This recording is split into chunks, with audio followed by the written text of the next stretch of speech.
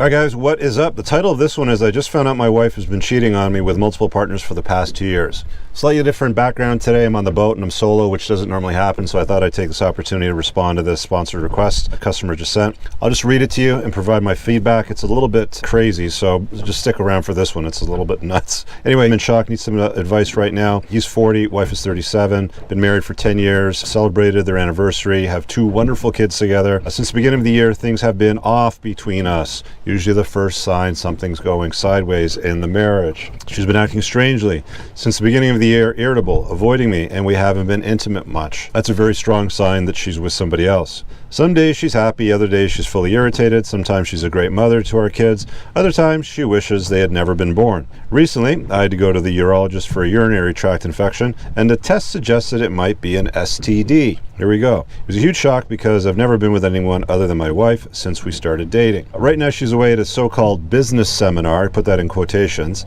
so you know what's going on over there probably. Anyway, she's been keeping diaries for over a decade, and out of desperation I read them for the first time ever. Turns out she's been having multiple sexual partners for the past 2 years. In particular, there was one affair that lasted well over a year, and it seems part of her irritability was due to her lover moving on to someone else. You see how the dots start to connect here, right? I also discovered that she has a hidden Tinder account too, and has been meeting with other men on the regular basis. I am devastated beyond words. I feel lost and unsure of what to do, especially since we have 2 little kids who mean the world to me. Well, I need some advice on how to handle this situation. Should I confront her immediately? Should I consult with a lawyer? How do I even begin the process of betrayal and protect my kids through all of this? Well, first of all, you're right. It is a betrayal because men cheat, women betray. They're 2 totally different things. I've talked about that before. I'll recap it very quickly. Men can step out and they do this. They'll go to a rub and tug. They'll hire an escort. They'll just get some exercise and they forget about it. They go home. They love their family, their kids. They show up for Christmas. They go to the weddings. They do all the stuff. Women, on the other hand, they create this complicated web of deception, lies, gaslighting, all that sort of stuff. And when it's discovered, it's often very, very traumatic for all guys. They usually don't see it coming. Women are very, very good at hiding betrayal. They're very, very good at deceiving, far, far, far better than men, because the costs have always been higher. You know, for women, the notion of slut shaming has been around for a while, and the last thing they want to be known as is a village bicycle, or to the town, or to the others that are within close proximity as being promiscuous and untrustworthy sort of thing, which is why they're so adamant about hiding promiscuity from their husbands and boyfriends. Now, she's got kids. They're married. They've been married for 10 years. Doesn't say the age of the kids, but they're young. My advice in a situation like this, with the level of betrayal, because it's deep, it's beyond just a one-time thing. It's beyond just, the one lover who apparently moved on from her that she was dismayed by. She's done it over and over again. This is psychopathy. This is a psychopath here. This is somebody that's not got their head screwed on right. Women have a very, very hard time with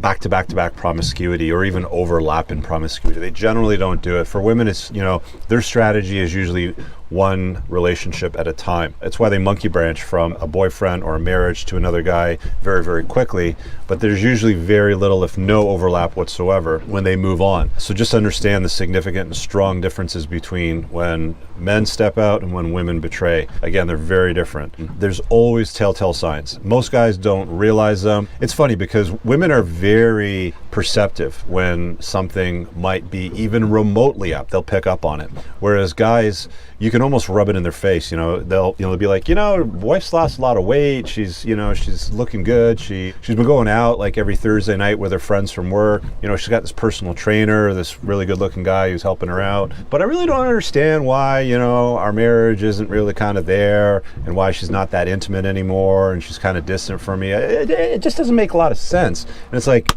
you just want to slap these guys because they don't see it until it slaps them when you read her journal. By the way, if you want to find out what a gal's been up to, if you have suspicions that she's up to no good, your best bet, her journal, or in her phone. And don't go looking at other messages on her phone. The best place to sort of find it is messages between her and her closest friends. If you find an absence, like a deleted trail of messages between her and her closest friends, or DMs deleted from social media accounts, that's an even stronger indication something's been going on, and you should be asking a lot of questions. Now, how do you handle this? It's, in my estimation, with a psychopath like this, there there's no revival from that. Don't waste your time with marriage counseling. Don't waste your time going, oh, you know, could you please stop doing this? It's really hurting my feelings. You know, why are you stepping out? You know, why are you betraying me, sort of thing? Could you please stop? Don't waste your time with any of that. First thing you want to do is consult a family lawyer in your area to find out what family law says in your state or province, and then start to prepare for untying the knot. You might want to take some time before you announce the untying of the knot process or serving her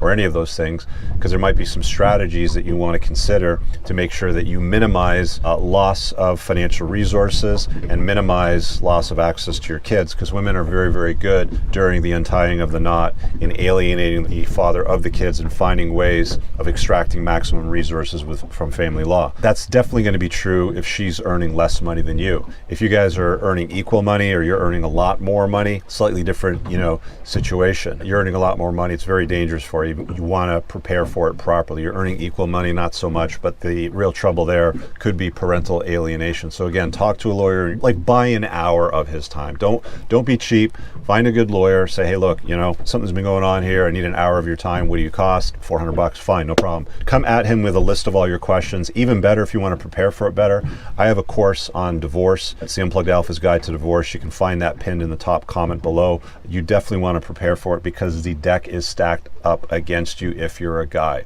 I remember when I went through my own divorce, you know, my lawyer said to me, you don't want to go to court because if you have the penis, you're going to lose. And that really was a huge eye-opener. That was, of course, well over a decade ago, and I've learned a lot, and I've coached a lot of guys through this. So if you're planning on untying the knot, it's something that you're contemplating, do it right. Do it with some intention and make sure you minimize risk exposure and all the problems that are associated, because there's a lot of stuff that goes on, a lot of stuff. Anyway, check out the divorce course. It's not expensive. It's pinned below. It'll definitely help you out a ton. What's your advice to a guy like this? You ever been through anything like that? Leave a comment below, chop it up. We'll see you guys next video. Peace out. I don't ever slow up, no I don't take shit. I got no love for the fakeness. If you wanna play tough and wanna hate this, I'll always show up.